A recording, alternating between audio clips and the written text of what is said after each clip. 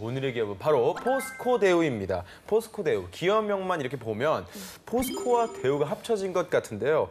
자, 어떤 기업인지 좀 생소한데 간략하게 설명 부탁드립니다. 네, 그 포스코대우의 이제 전신은요, 대우 실업으로서요, 대우그룹의 모태가 된 기업이자 그다음에 대우그룹의 세계 경영을 최선두에 추진했던 기업이기도 했었습니다. 네. 이게 67년도에 설립 이후 7년간 회사 매출의 100%가 바로 수출에서 나올 정도로 굉장히 수출 중심형 기업이라고 말씀드릴 수 있겠고, 82년도에 이제는 대우개발과 합병된 뒤에 대우로 이름을 바꿨고요. 철저하게 상업, 그다음에 그중에서 수출 중심으로 계속적으로 발전된 지금까지 그렇게 흘러왔다라고 우리가 말씀드릴 수 있겠습니다. 네. 그런데 궁금한 게요. 이 종합상사라는 게 어떤 걸 뜻하는 건가요? 네, 종합상사는요, 원래 다른 나라에서는 없는 독특한 비즈니스, 사업이라고 볼 수 있겠는데요. 일단 미쓰비시, 미쓰이 같은 일본이 먼저 시작을 했고, 그다음에 한국이 뒤따라서 하는 사업입니다.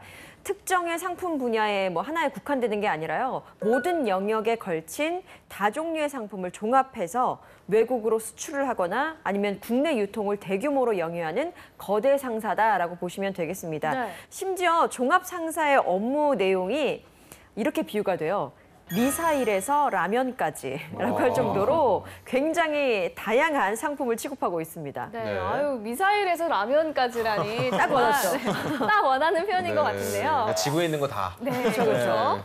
근데 그러면 어떻게 해서 이 포스코대우가 된 건가요? 네, 그 이제 주식회사 대우는요, 아시겠지만 이제 해체가 되죠. 사실 모그룹이 해체된 이후에 대우 인터내셔널 이름으로 이제 바꿔서 10년 동안 이제 채권단 관리를 받았습니다. 그러다가 2010년도에 포스코에 이제 인수가 됐는데요. 바로 그 포스코그룹의 무역 상사 부분으로서 이제 계열사로 편입이 된 것이죠. 무엇보다도 2016년도 3월에 대우 인터내셔널에서 이제 드디어 우리가 지금 얘기하고 있는 포스코 대우로 이제는 이름이 이제 사명이 변경이 됩니다. 네. 그러니까 그 당시 어떤 이슈가 있었냐면 전통적으로 이제 전통 제조업 있죠, 포스코라는. 그 다음에 이제는 그 대우라는 이제는 무역 상사가 있습니다. 그럼 이게 합쳐지면 시너지 효과가 정말로 클 것이다라고 시장에서는 좀 예견을 했었죠. 그렇다면 그 이후에 어떤 시너지가 있었나요?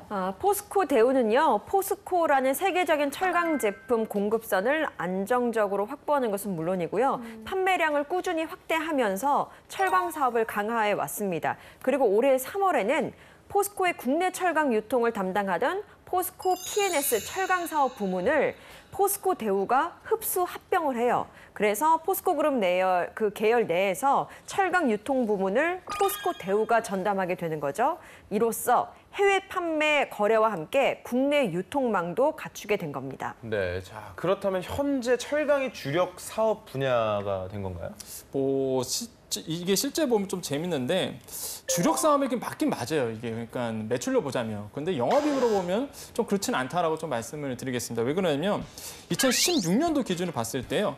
철강이나 화학 트레이딩 부분에서 매출이 한 19조 한 4,300억 정도가 나왔거든요. 그러니까 전체 회사 매출에서 차지하는 비중이 굉장히 큽니다. 이것을 또 2017년도로 좀 갖고 와봤어요. 2017년도도 무역 부분에서 매출액이 26조 8천억 정도가 나왔거든요. 그런데 법인세 비용 차감 전 순이익, 그러니까 당기 순이익 이전 수익을 보자면 이게 그 순이익이 731억 원밖에 안 돼요. 근데 오히려 자원 배발 부분이 있거든요. 이게 매출은요 굉장히 적습니다. 6천억 원밖에 안 돼요. 그런데 순이익은요 1,400억 정도 나왔어요. 그러니까 무슨 얘기냐면 사실 이렇게 트레이딩하는 어떤 업종은요 사실 수수료 부분 사업이기 때문에 말 그대로 수익성이 그렇게 높지가 않습니다. 그러니까 오히려 이런 어떤 자원 개발 부분, 처음부터 자원을 개발하는 부분에 대해서 오히려 수익성이 더 좋게 나오는 부분이 사실 있거든요. 그래서 철강이나 화학 사업도 놓치지는 않고 있지만은 그래도 앞으로는 아마 자원 개발 사업에 더 투자되지 않을까 이런 생각을 좀 해볼 수가 있겠습니다. 네. 자, 그럼 오늘의 기업에 대해서 요약 설명 부탁드립니다. 네, 그 회사 법적 상업적 명칭은요. 우리가 얘기했듯이 주식회사 포스코 대우 이렇게 돼 있고요.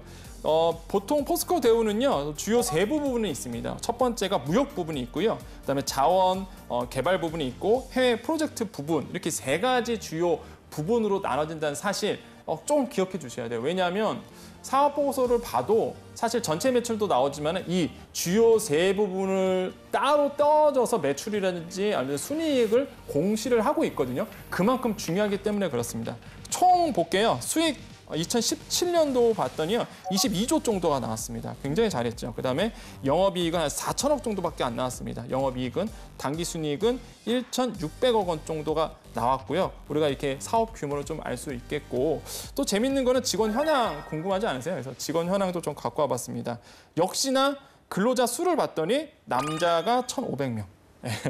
뭐 정확히 뭐 기간제 근로까지 하면 1,528명 정도가 남자고요. 여자는 349명 이렇게 돼 있는데 어쩔 수가 없습니다. 이게 종합상사 특히 트레이딩 부분은요.